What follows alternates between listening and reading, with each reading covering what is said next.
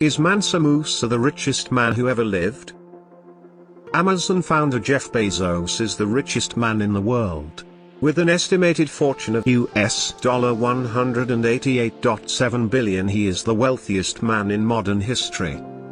But he is by no means the richest man of all time. That title is believed to belong to Mansa Musa, the 14th century West African ruler who was so rich his generous handouts wrecked an entire country's economy. Mansa Musa was richer than anyone could describe, Jacob Davidson wrote about the African king for Money.com in 2015. In 2012, US website Celebrity Net Worth estimated his wealth at $400 billion, but economic historians agree that his wealth is impossible to pin down to a number. The Golden King. Mansa Musa was born in 1280 into a family of rulers. His brother, Mansa Abu Bakr, ruled the empire until 1312, when he abdicated to go on an expedition. According to 14th century Syrian historian Shibab al-Amari, Abu Bakr was obsessed with the Atlantic Ocean and what lay beyond it. He reportedly embarked on an expedition with a fleet of 2,000 ships and thousands of men, women and they sailed off, never to return. Some, like the late American historian Ivan Van Sertima, entertain the idea that they reached South America. But there is no evidence of this. In any case, Mansa Musa inherited the kingdom he left behind. Under his rule, the kingdom of Mali grew significantly. He annexed 24 cities, including Timbuktu. The kingdom stretched for about 2,000 miles, from the Atlantic Ocean all the way to modern-day Niger.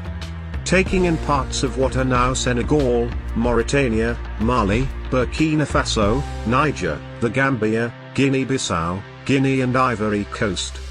Map of Mali Empire. With such a large land mass came great resources such as gold and salt. During the reign of Mansa Musa, the Empire of Mali accounted for almost half of the old world's gold, according to the British Museum. And all of it belonged to the king. The journey to Mecca. Though the Empire of Mali was home to so much gold, the kingdom itself was not well known. This changed when Mansa Musa, a devout Muslim, decided to go on a pilgrimage to Mecca, passing through the Sahara Desert and Egypt. He took his entire royal court and officials, soldiers, griots, entertainers, merchants, camel drivers and, as well as a long train of goats and sheep for food. It was a city moving through the desert. A city whose inhabitants were clad in gold brocade and finest Persian silk. 100 camels were in tow, each camel carrying hundreds of pounds of pure gold. It was a sight to behold. And the sight got even more opulent once the caravan reached Cairo, where they could really show off their wealth. The Cairo Gold Crash. Mansa Musa left such a memorable impression on Cairo that Al-Amari, who visited the city 12 years after the Malian king, recounted how highly the people of Cairo were speaking of him. So lavishly did he hand out gold in Cairo that his 3-month stay caused the price of gold to plummet in the region for 10 years, wrecking the economy. On his way back home, Mansa Musa passed through Egypt again, and according to some, tried to help the country's economy by removing some of the gold from circulation by borrowing it back at extortionate interest rates from Egyptian lenders. Others say he spent so much that he ran out of gold. Education at heart. There is no doubt that Mansa Musa spent, or wasted, a lot of gold during his pilgrimage. But it was this excessive generosity that also caught the eyes of the world. Mansa Musa had put Mali and himself on the map, quite literally.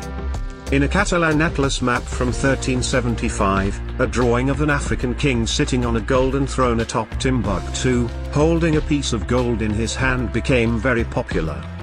Timbuktu became an African El Dorado and people came from near and far to have a glimpse. In the 19th century, it still had a mythical status as a lost city of gold at the edge of the world, a beacon for both European fortune hunters and explorers, and this was largely down to the exploits of Mansa Musa 500 years earlier.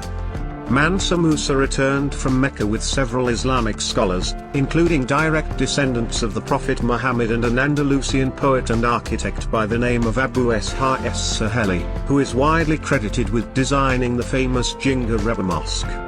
The king reportedly paid the poet 200 kilograms, 440 pounds, in gold, which in today's money would be $8.2 million, 6.3 million pounds. In addition to encouraging the arts and architecture, he also funded literature and built schools, libraries and mosques. Timbuktu soon became a center of education and people traveled from around the world to study at what would become the Sankore University. The rich king is often credited with starting the tradition of education in West Africa, although the story of his empire largely remains little known outside West Africa.